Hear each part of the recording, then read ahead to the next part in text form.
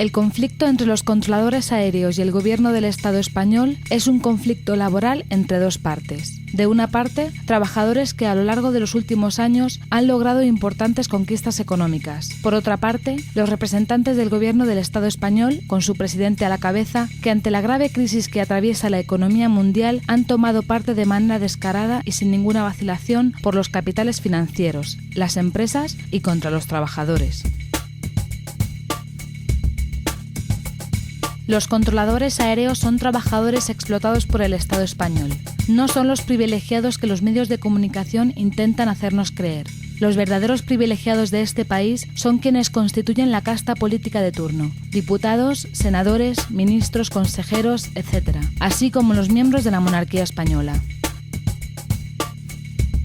La maquinaria mediática del Estado, desde el Grupo Prisa al ABC, intentan criminalizar la acción de estos trabajadores en defensa de sus conquistas. Ya utilizaron la misma campaña de criminalización en el conflicto de Metro Madrid. No debemos caer en esa provocación. Las conquistas económicas de este sector de trabajadores están muy por encima de la media del conjunto de los trabajadores, pero este conflicto y la brutal agresión que están sufriendo constituye un precedente que podría aplicarse a cualquier sector profesional, a cualquier colectivo de trabajadores. El Estado español ha militarizado el conflicto. Si no se reincorporan inmediatamente a sus puestos de trabajo, el Gobierno activará todas las medidas extraordinarias necesarias. Trabajadores civiles realizando su trabajo bajo órdenes militares y en algún caso bajo coacción de las pistolas, que se enmarca en un plan de represión global y sistemático contra todos los trabajadores ante las eminentes luchas que se aproximan. Ha entrado la Guardia Civil, el Ejército del Aire, con pistolas y nos han obligado, en este estado, a sentarnos ahí y a separar aviones.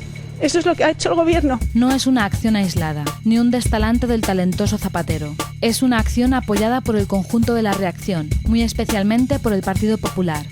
Es una acción que viene a confirmar cuál será la respuesta para aquellos trabajadores que se rebelen, cómo serán tratados aquellos sindicatos y sindicalistas de clase y combativos. No es nuevo.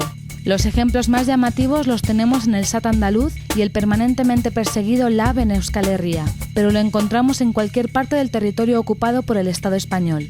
Petición de cárcel para los dirigentes combativos, multas para ahogar económicamente a las organizaciones. Todo es válido, y esto solo es la punta del iceberg.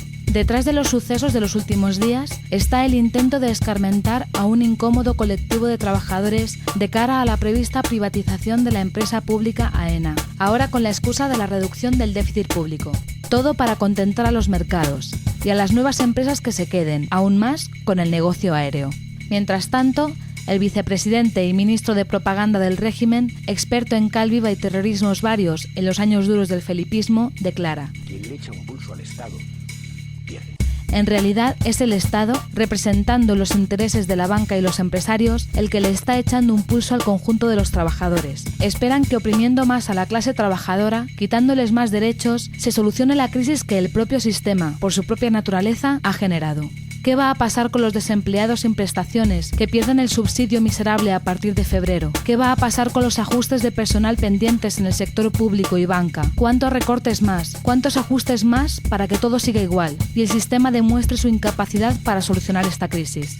Ante esta agresión llamamos a todos los trabajadores, en especial a los directamente afectados por la agresión, a la unidad de acción contra toda represión a la clase trabajadora. Se necesita una respuesta adecuada a cada agresión, y esto se logrará mediante la organización de los trabajadores en estructuras de clase y combativas, llevando esa democracia directa a los centros de trabajo y a los barrios. Tenemos que organizarnos para pasar a la ofensiva. Hay que derrotar al Estado de los patrones y los banqueros. Hay que construir un nuevo Estado, verdaderamente democrático, un Estado de los y las trabajadoras, en definitiva, un Estado verdaderamente socialista.